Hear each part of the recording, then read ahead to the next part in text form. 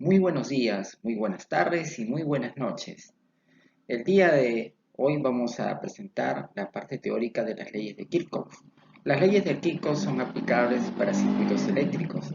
Básicamente se aplican en circuitos en forma de mallas. Las leyes de Kirchhoff son dos. Tenemos una primera ley de Kirchhoff, que es la conocida como la ley de los nudos o nodos. Imaginemos nosotros el siguiente circuito. Tenemos aquí un circuito eléctrico conformado por una fuente de voltaje de 5 voltios, tenemos acá una resistencia y tenemos una segunda resistencia. La primera resistencia es de 10 ohmios y la segunda resistencia es de 5 ohmios. Nosotros vemos, si analizamos aquí esta fuente de voltaje, conocida también como fuerza electromotriz, nosotros podemos asumir que el recorrido de la corriente puede ser en sentido horario o también podría considerarlo que sea en sentido antihorario. En este caso, a este primer cuadrante le vamos a llamar la malla 1 y a este segundo cuadrante le vamos a llamar la malla 2. Cada malla tiene un propio recorrido de la corriente eléctrica. Nosotros podemos asumir arbitrariamente que la corriente en este caso viene en este sentido, en sentido horario para la primera malla. Yo podría asumir que para esta segunda malla de acá, el sentido de la corriente va en sentido también horario. Si le doy en sentido antihorario, no hay ningún problema porque igual se va a poder resolver el ejercicio. Yo asumo que por acá, por esta fuente de voltaje, por este cable conductor, circula una corriente. Es una intensidad de corriente. Esta intensidad de corriente, al llegar a este punto, podemos observar que se ramifican en dos ramas. Una primera rama que es esta de acá y una segunda rama. Lo interesante de este caso es que por esta primera rama, la corriente eléctrica que circulaba por aquí no va a ser la misma. Es decir, que al llegar a este punto que eh, por convención se le llama nodo o nudo, de aquí se van a distribuir dos tipos de corriente, una corriente I1 y una corriente I2. Como podemos ver aquí en la gráfica, lo estamos representando con unas flechas, la corriente I1 y la corriente I2. Supongamos que esta corriente vale 8 amperios, no quiere decir de que por acá circularán 4 amperios y por acá 4 amperios. No se sabe, por acá podrían circular 3 amperios, por acá podrían circular 5 amperios, por acá podrían circular de repente 2.5 amperios, por aquí podrían circular 5.5 amperios, en fin, no sabemos el valor de las corrientes que circulan. Para ello nosotros aplicamos la ley de los nodos, pero hay algo interesante, que cuando la corriente eléctrica llegue a este punto se divide en dos ramas, ¿no? Corriente I1, corriente I2. Si yo sumo la intensidad o el valor de la corriente I1 más el valor de la corriente I2, me debe dar la corriente total, que es esta de acá. Oh, esto es interesante porque nos permite establecer una ley. Yo digo, todas las corrientes que llegan a este punto serán igual a todas las corrientes que salen de este punto o de este nodo 1, ¿sí? En otras palabras, quiere decir que todas las corrientes, en este caso tengo una sola corriente, que es la corriente I total, llega al nodo 1 y eso será igual a la suma de la corriente I2 más la corriente I1, tal y como vemos en la siguiente imagen, ¿sí? Acá con estas flechitas estamos viendo que algunas flechas tienen el sentido hacia el punto o el nodo y hay otras flechitas que tienen sentido que salen. En este caso, aquí si nosotros nos seguimos imaginando, este sería un cable de corriente. Por acá tendríamos otro cable conductor, por acá tendría otro cable conductor, por acá tendría otro cable conductor y otro cable conductor. Es decir, si contabilizamos tenemos 1, 2, 3, 4 y 5 cables conductores. Por eso que aquí aparecen I1, I2, I3, I4 y 5. ¿Por qué I1, I2, I3, I4 y 5? Porque por cada cable conductor circula una intensidad de corriente. Es decir, por acá circulará una corriente I1, por acá una corriente I2, por acá una corriente I3, una corriente I4, una corriente I5. Cada corriente están, en este caso, estamos asumiendo que están en amperios. Para casos electrónicos, es muy lejano encontrar situaciones que la corriente circule en amperios, si no hablamos de miliamperios. Para casos de electricidad, de máquinas industriales, pues hablamos de 10, 15, 20, 8, dependiendo, pero hablamos siempre de amperajes. Y miliamperios hablamos siempre o nos referimos cuando tratamos de casos de electrónica. Bien, como vemos aquí, el sentido de la saeta o de la flecha va hacia el nodo. Quiere decir que esta intensidad de corriente que pasa por este conductor está ingresando aquí a este nodo. La de acá, la I5, también apunta hacia adentro, quiere decir que ingresa.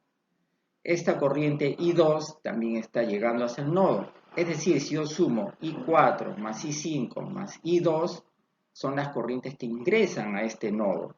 Sin embargo, las que están con saeta roja, que es la corriente I1 y la corriente I3, están saliendo. Es decir, todas las corrientes que ingresan serán iguales a las corrientes que salen. Es decir, las que ingresan son I4, I5, I2. Entonces yo diré I2 más I4 más I5 es igual ¿a quién? A las corrientes que salen. Es decir, a I1 más I3. Por eso acá vemos es igual a I1 más I3. La gran pregunta es, ¿y por qué lo igualamos? Por el principio de conservación de la energía.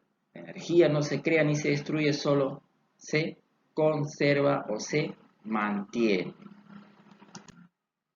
Veamos aquí un caso aplicativo, ¿sí? Referente al ejercicio anterior. Cuando hablamos de el voltaje es igual a ¿quién? Voltaje que pasa por la resistencia 2 y ese aquí es el voltaje que pasa por la resistencia 1. Es decir, de acuerdo al ejemplo anterior que habíamos visto, teníamos dos resistores, un resistor R1 y un resistor R2 en la malla. Por cada resistor pasa un voltaje determinado. Recordar que el voltaje que pasa por cada resistencia no son iguales, son diferentes los voltajes. Yo diré que por el resistor o por la resistencia 2 pasa una intensidad de corriente de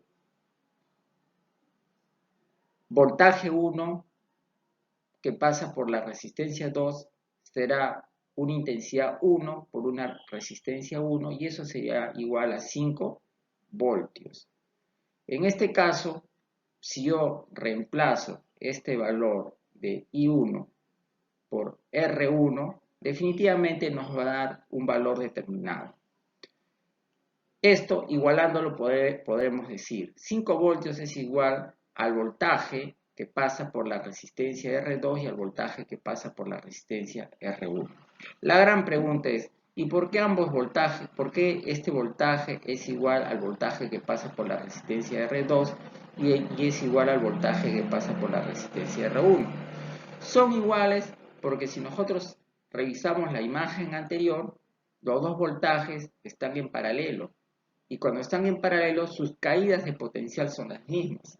En tal sentido, sus caídas de potencial de ambos resistores serán los mismos valores. Y pasamos con la siguiente imagen. En conclusión, podríamos decir nosotros que el voltaje es igual a la intensidad total por la resistencia total. La intensidad total, si yo despejo de esta ecuación, que es la ecuación de la ley de Ohm, la intensidad total va a ser igual a 5 voltios dividido entre mi resistencia total. La resistencia total he calculado por la ecuación de paralelismo de resistencia, ¿sí? 5 entre 3.3 es igual a 1.5 amperes. 1.5 amperes o amperios es la cantidad de resistencia que pasa por todo el circuito. La segunda ley de Kirchhoff nos dice que nos habla sobre la ley de conservación de los voltajes, que la suma de los voltajes que pasan por cada malla deben ser iguales a 0. Entonces, nosotros decimos, el voltaje que circula por esta malla va a ser igual al voltaje que circula por esta otra malla. Si nosotros visualizamos aquí, la fuente de energía tiene 5 voltios. Estos 5 voltios llegan a este nodo de acá y vamos a asumir que en este nodo inferior el voltaje es 0. ¿Sí? Asumimos que es 0. ¿Por qué asumimos que es 0? De manera didáctica estamos asumiendo que es 0 porque estamos presumiendo de que va conectado a tierra y todo lo que va conectado a tierra se disipan las cargas negativas en este amplio mundo de electrones, donde toda la carga llega a vaciarse. Obviamente que es imaginariamente, ¿no? Por eso es que asumimos que su voltaje es cero. Entonces yo digo, si por acá llega un voltaje de 5 voltios y acá un voltaje de 0, 5. El voltaje en este punto es 5 voltios y el voltaje en este punto es 0 voltios porque estamos asumiendo que está conectado a tierra. Si hacemos una diferencia, 5 menos 0, 5 voltios. Por esta primera malla circula, hay una caída de tensión de 5 voltios. Por esta segunda resistencia o segunda malla hay una caída de tensión de 5 voltios. La gran pregunta, ¿para qué nos sirve conocer las caídas de potencial? Porque cuando nosotros lo aplicamos en el mundo industrial, es importante conocer las caídas de potencial. De acuerdo a fórmula, nosotros sabemos que cada 1000 metros o por cada kilómetro de energía eléctrica que se traslada a través de un conductor eléctrico, debe disminuir como máximo el 4%. Por cuestiones de seguridad debe disminuir el 3%. Entonces, esta caída de potencial, lo más saludable sería de que se mantenga igual al valor de la fuente de voltaje. Es decir, que esa caída tenga tendencia a cero. Pero como máximo debe tener un 3% de disminución.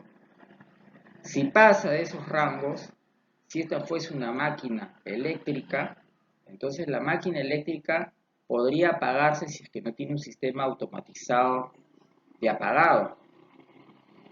Si tiene un sistema automatizado, obviamente se va a apagar. Y si no tiene un sistema automatizado, la máquina va a empezar a cascabelear o podría dañarse. Por eso es importante que nosotros podamos conocer las caídas de potencial, que no deben pasar de un límite del 3%. Bien, y volvemos al caso anterior de la malla. Si construimos con la ley de Kirchhoff, diría, los 5 voltios que entran por la fuente de voltaje, eso va a ser igual ¿a quién? Voltaje es igual a intensidad de corriente por resistencia 1. Estamos asumiendo que la corriente I sub A está en sentido horario y la corriente I sub B está en sentido antihorario. Entonces, intensidad de corriente por resistencia es igual a voltaje. Estoy sumando 5 voltios menos el voltaje de la diferencia de intensidad de corriente por la resistencia. Luego decimos, en esta segunda malla hay una corriente I sub B negativa porque estamos asumiendo de que circula en sentido antihorario por la resistencia I2. Y acá decimos, la cointensidad de corriente que circula por la rama 2 o por la malla 2 va a ser igual a la corriente IB menos I sub K por la resistencia R1.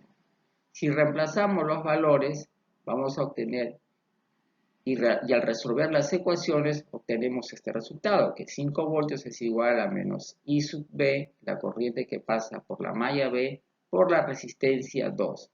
Operando, esto nos sale que la intensidad de corriente que pasa por la malla 2 o por la malla B es de 1 ampere.